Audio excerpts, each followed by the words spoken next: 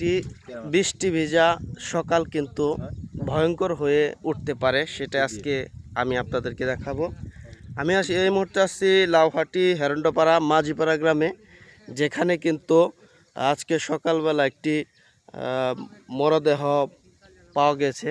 সেখানে আমি আছি এখন, আপনাদেরকে সেই স্থানটাতেই নিয়ে যাওয়ার চেষ্টা করছি যেখানে এই মরদেহটা পাওয়া গেছে।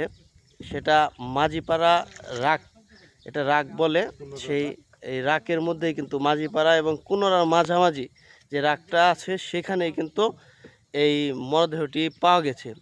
আজকে আপনাদেরকে সেখানেই নিয়ে যাব, যে লাশটি যেখানে বর্তমানে আছেন।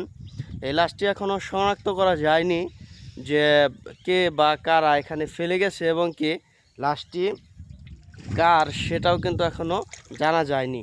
তো ধারণা করা হচ্ছে প্রাথমিকভাবে যে 3 থেকে 4 দিন আগে এখানে লাশটি ফেলে গেছে, কে বা কারা তা কেউ জানে না।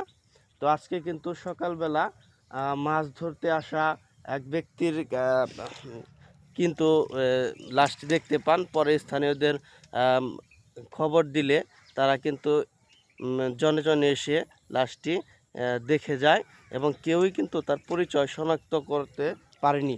পরবর্তীতে কিন্তু প্রশাসনের কাছে অবগত করা হচ্ছে যে এই খবরটি, আর প্রশাসন কিন্তু কিছুক্ষণের মধ্যেই আজকে এখানে আসছে। তো আমাদের সাথেই থাকুন।